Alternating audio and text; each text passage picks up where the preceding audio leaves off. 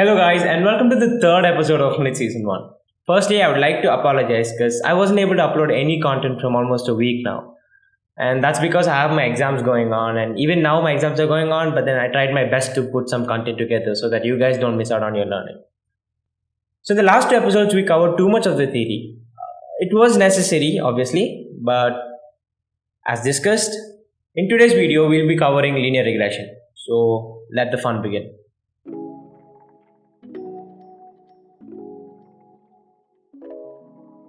So before we specifically get into linear regression, let's first remind ourselves what regression problem is. Regression problem is a type of supervised learning problem where you're trying to predict or trying to learn a mapping between two continuous variables. So basically, if you're given values of x, then you're trying to predict the values of y. Suppose I give you the values of x as 1, 2, 3, 4 and the values of y to be 2, 4, 6, 8. Then obviously you can learn the function, or you can tell that the function is y equal to 2x. So that whenever I am given a new point, say 6, then I am able to predict my y value, which is 12.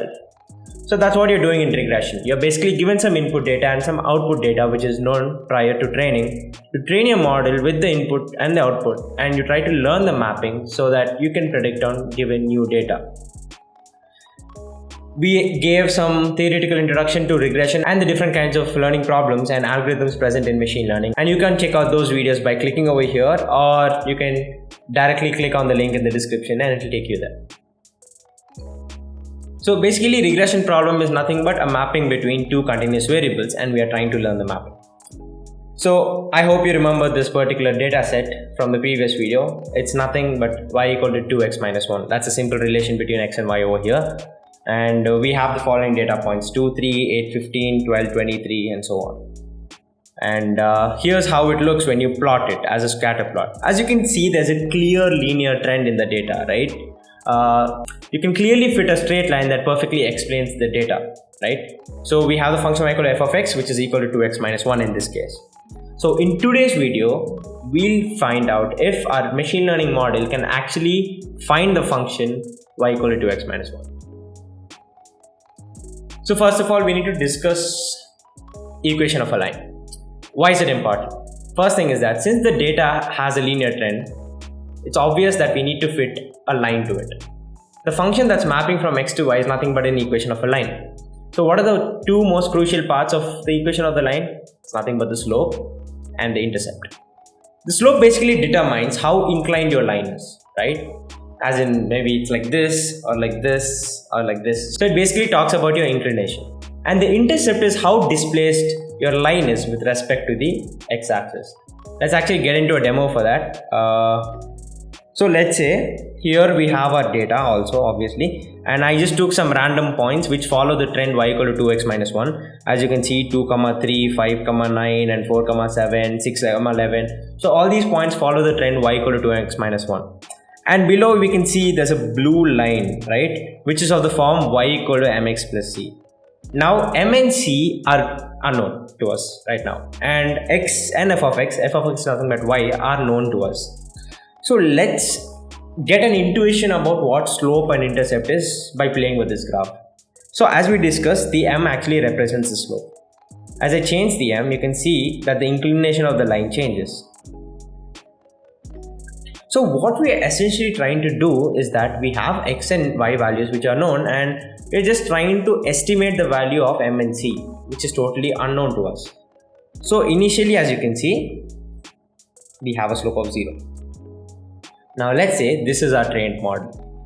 If our model is trained such a way that we get the values m equal to 0 and c equal to 1, this is how the predictions would be.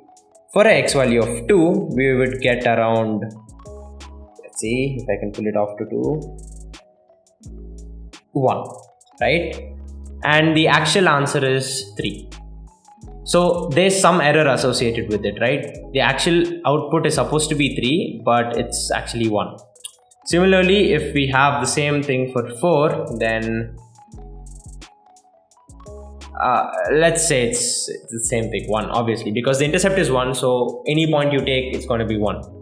So basically there's some error associated with this particular answer which our model is spitting out, right? So that error is nothing but the distance between the points and the line. the distance between this point and the line, and the distance between this point and the line, and the distance between this point and the line, and so on. Now let's say I increase my slope by a little bit. Now let's see the value at x equal to 4. At x equal to 4 is approximately there, I guess. Yep. We got a value of 5.44, but our actual output is 7. Well done, because we are a little bit closer to our answer, but we are not there yet. And for this point, it's way off. It should be way off. That's 13, and here we have about 9, close to 9. Right? So there is some error still associated with our output prediction, but it's way better than what we had before. So let's just kick our m straight up to 2. Okay. 2. So this is exactly the slope of the line we want to predict, which is y equal to 2x minus 1. That's nothing but m equal to 2.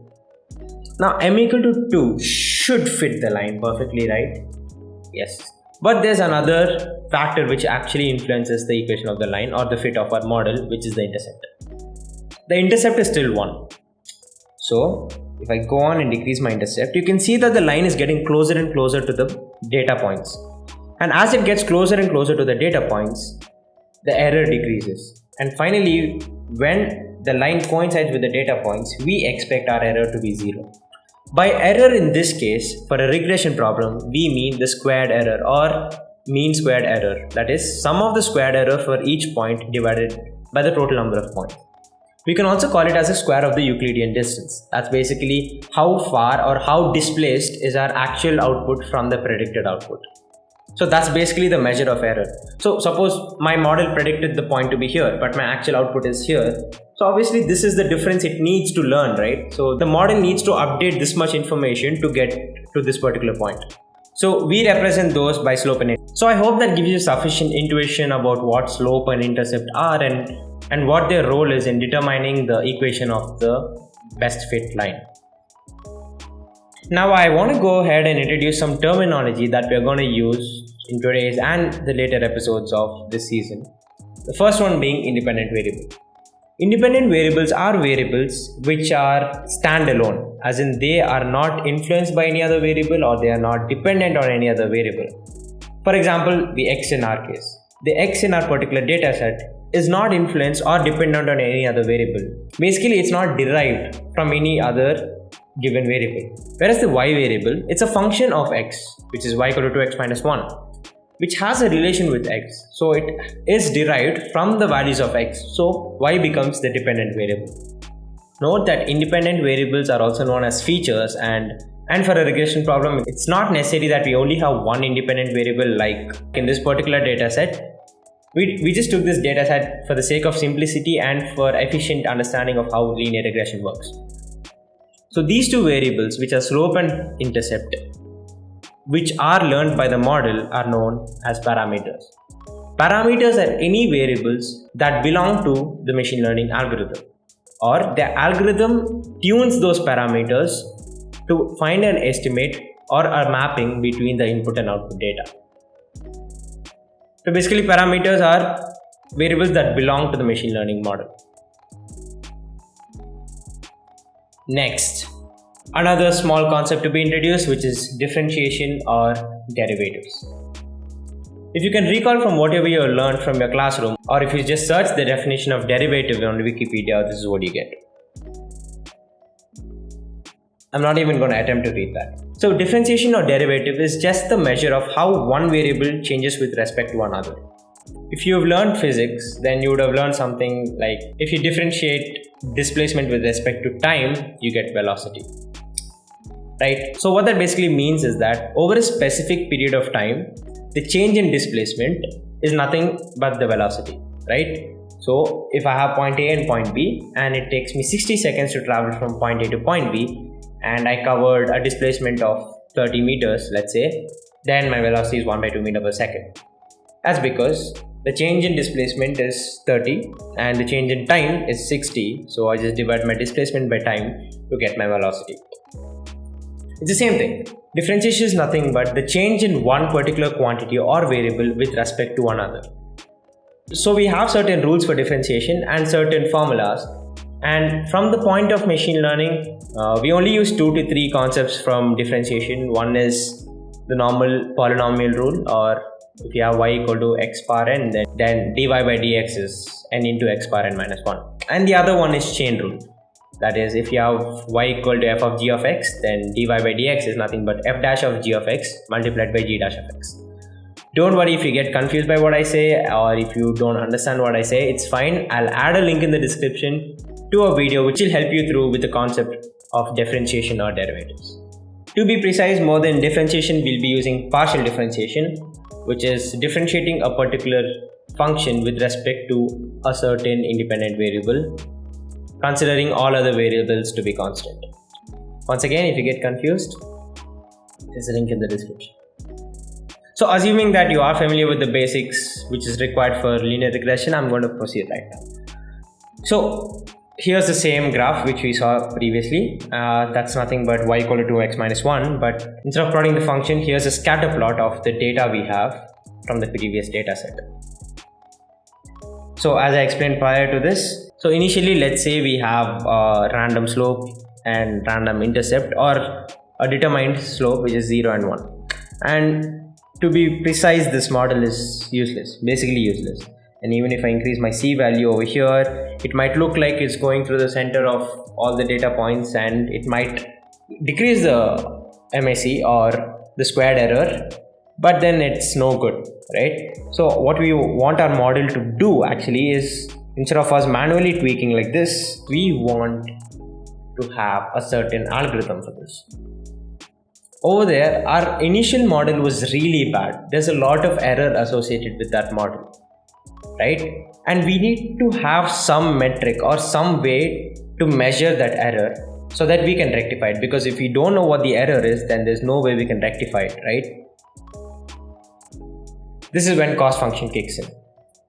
So the loss function, or the cost function as we say it, here for a regression problem is nothing but the mean squared error loss. And for any kind of machine learning problem or deep learning problem, the loss function is represented by this term L of y comma y hat, where y is our actual predictions which is known or given in the dataset, and y hat is a prediction made by our machine learning model, right? So loss of y comma y hat is nothing but our MSE, which is summation of I equal to 0 till n yi minus yi cap whole square. So what this essentially means is that you're subtracting the actual output from the machine learning model's prediction, and you're squaring it, and you're summing it for individual points. Okay, now you may ask me, if I mentioned the term Euclidean distance a few minutes ago, why is there no x component? Note that for every single point, the x component is the same. So x2 minus x1 is 0. So there's no point of including that. Right? Now you might ask me another question, which is y square, right? And we'll get to that right now. So let's say, for the sake of this particular demo, I'm using x. Don't confuse x with the x in the particular data set. It's just the loss function, right? So let's say our prediction is x and the actual output is 2. So we have that. And for our next point, the prediction is x and the actual output is 4. And we have a square of that. And the prediction is x and the actual output is 7, and we have a square of that, right? Awesome. Now if you see and look at the function, it's a parabola. If you want to think of it simply, it's y equal to x square, and y equal to x square function is a parabola with its center at 0, 0 obviously, and it's an unbounded function, which means its range is from 0 to infinity. By unbounded, we mean that there's no upper cap on the maximum value of that particular function, right? And the domain is all real numbers. We really don't have to care about the domain and range right now. The only thing we are actually bothered with is, does this particular cost function or loss function have a minimum point? And the answer is yes. We have one minimum point over there, which is at 4,8 for this particular loss function. So, and our function is a convex function, and it's a very smooth function. So basically finding the minimum isn't that hard, right? So right now, if we take the minimum point over here, which means that the loss is the least, or loss is 0 at that particular point, and that's what we want to achieve. So the criteria for any loss function is that it needs to have a minima. So there is a confusion between global and local minima. What we always want to achieve is the global minima. So we want our loss to be at rock bottom, because more the loss, less efficient our model, right? So we'll learn more about loss functions and how to achieve the least loss in the future episodes. For now, all we care is about having as less loss as possible. So that's our minima, and we want to achieve that particular point. And for our model, it would change obviously, right? So loss of y comma y hat equal to summation of I equal to 0 till n and yi minus, note that I replaced yi hat by mxi plus c. That's because my yi hat is nothing but the prediction for the ith point, right? So I can basically replace it with mxi plus c. So since we have a minus outside, it becomes minus mxi minus c. And I guess I made a small mistake over here. This should be a square. Trying my best to draw with a trackpad, and this should be, come on, I just replaced those stuff. And now we have a little scary equation over here. That particular symbol over there is dou, and that is the mathematical symbol for partial derivative. Now what we're trying to do is actually our loss function is arising due to the MNC values, right? It's because if you look at the loss function, yi is a constant, it's not changing. As in, yi is already known to us, it's given in the data set, there's nothing changing about it, right? And xi is also a constant, there's nothing changing about xi. But the only unknowns to us are MNC. So basically, the only reason loss can increase or decrease are MNC. So basically, loss is a function that's dependent on MNC, and loss is a bivariate function in this case, which is L of m comma c equal to this particular MSC loss. Okay, and now what we are trying to do by using this partial derivative is that derivative basically means the change in a particular value with respect to another. When the derivative of a function is equal to 0, it basically means that that particular point on the function is either the maxima or the minima, right? And since our loss function is a convex function and it has only one minima, by differentiating it and equating it to 0, we are trying to achieve the points or derive the points which correspond to the minima of that particular loss function. So what we are doing is, first we are deriving it with respect to c, because c is one parameter which influences L. Also m, we will do m later on. So dou L by dou c equal to, if you are familiar with derivatives, you can follow along, or else, again, please watch the video before you continue. So first of all, we are using the polynomial rule. So treat this entire part to be z, so that would be z square. So that will give us 2z power 1. Now we got 2z. Now we need to use the chain rule because we've used z instead of this entire thing. Now we need to find the derivative of z, right? So this is the derivative. This is the 2z part, right? Now this would be the derivative of the z part. So dou of the z by dou c equal to, now dou of the z part is nothing but this. And when you derive this entire thing with respect to c, this would be a constant 0, this would be a constant 0, and this is the only part which has c in it, and derivative of that would become minus 1. Hence we get that minus 1, so that would be minus 2 into the remaining part which we have. Similarly for m, if you derive it, you get the same thing, but when you derive the z part, the substituted z part, instead of c, this c becomes a constant and yi becomes a constant and m is left out. So you have minus 2 xi, because mxi and xi is also constant, and dmxi by dm is nothing but xi, and we have a negative sign associated with it. Now we are equating this derivative to 0. As we discussed, we equate the derivative to 0 because that's the point of minima. Since our function is already a convex function, we know there's exactly one minima, it's easy for us to equate it to 0 to find the point of minima.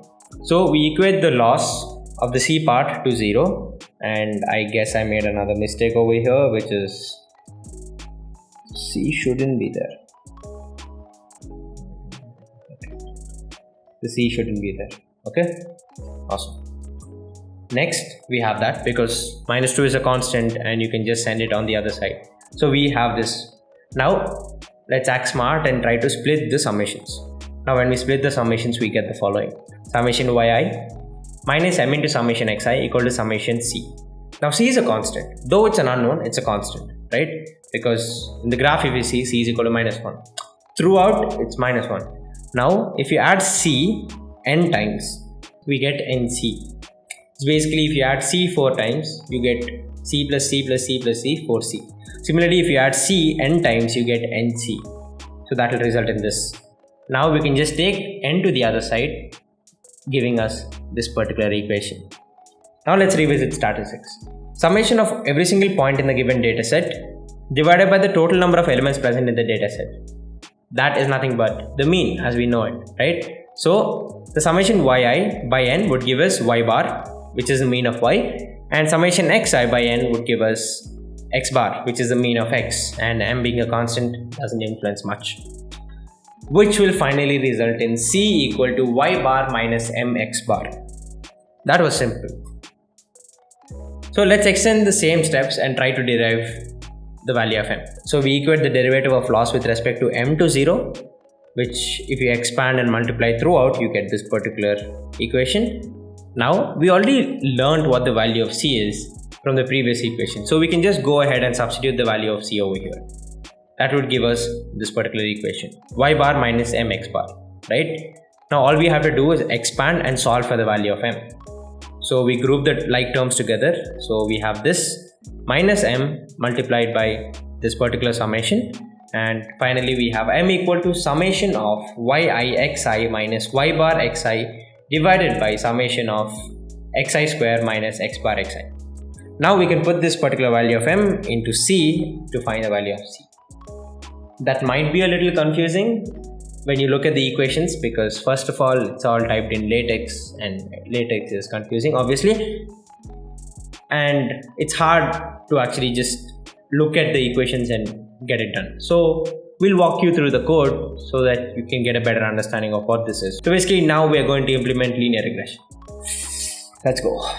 So as we discussed in the first video of this particular playlist, we are going to use Python for the entirety of both the seasons of this particular series.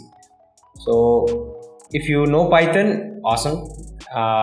If you know how to use some advanced libraries, NumPy, Matplotlib, SciPy, PyTorch, TensorFlow, scikit-learn. PyTorch, TensorFlow, scikit-learn, you can learn always later, and if you don't know also, it's not a big deal, because we are going to implement most of the ML algorithms from scratch without using any machine learning libraries, so that wouldn't be an issue.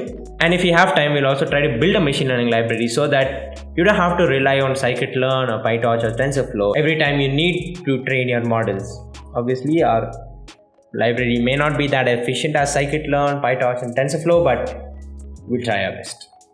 And if you are not familiar with Python, then I have another link in the description to one of the best Python tutorial playlists. And personally, it's a playlist which helped me a lot with Python with my initial phases in learning Python.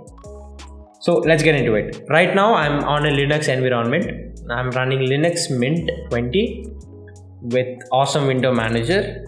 So my screen might look a little intimidating, or you might think I'm a boring person, but I play Valorant, so I think I'm cool. And yeah, about Valorant, if you would like to play with me, you can send an invite. It's -09 and my tag is #8383. So just invite me and probably you can catch up and play sometime. So getting back to linear regression. So right now we are going to write the code in pure Python without using NumPy, without using SciPy, and we'll be using Matplotlib for visualizing our data and visualizing our model. But apart from Matplotlib, we are not going to use any other library. So just making sure it's beginner friendly, and by the next video I hope everyone at least learns the basics of NumPy so that you can catch along. So first thing what I'm going to do is, from Matplotlib I'm going to, if I could type, import pyplot. So Matplotlib is a library in Python that helps you with plotting and visualizing stuff. Okay, now don't be irritated at me, because I'm going to do stuff in a non-ML way, right? So I'm not going to use any vectorization or any kind of matrix or dot products, nothing, but for loops. I know that's a little weird, but it's only for understanding purposes only. Please do not try this at home, as in using for loops in Python when you can use vectors. Okay, so first thing we want to do is have a data set, right? So what I'm going to do is I'm going to make a data set from 1 to 65, let's say. So that will give us a list from 1 to 65. To be precise, 64. So if you want to actually include 65 there, you can do that. And y would be nothing but 2 into x minus 1 for x in x. So that's a cool trick in Python, which is called list comprehension. It allows you to access every single element in a particular array without having to use for loops, and it's much faster than for loops. Now, going back to the formula there, first of all we need to find m, because c is dependent on m, and without m we cannot calculate the value of c. So we'll go ahead and do that. So basically, if you look at it, it has a summation on the numerator and the denominator.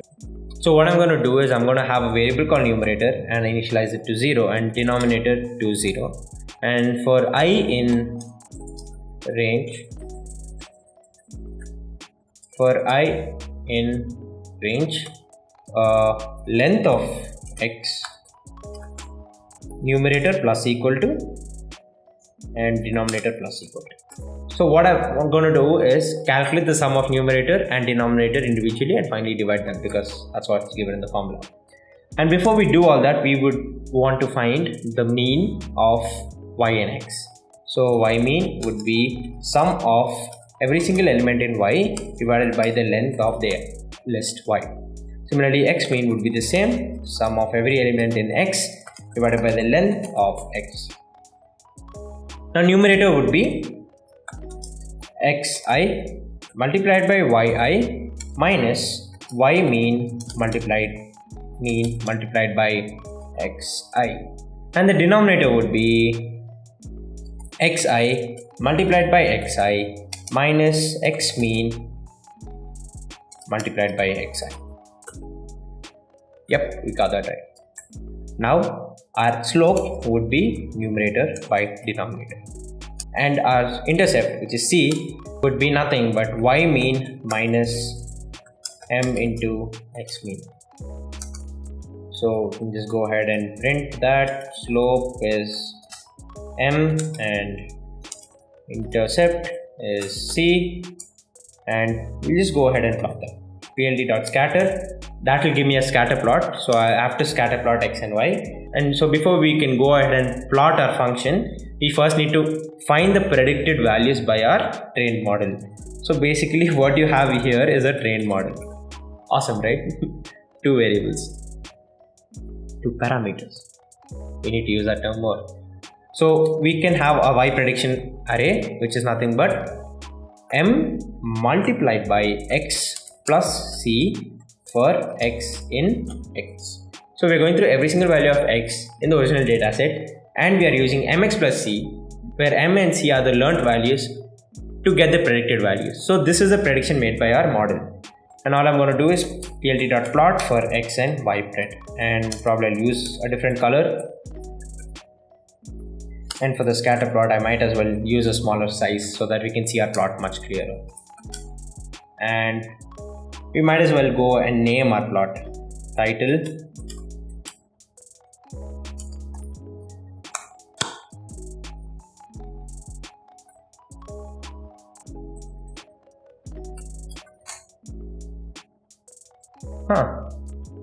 I was wondering, import pld.title, and we have another error there. Okay, so I guess that should work. So let's go ahead and run that. And so Python 3 lr.5 plt is not defined.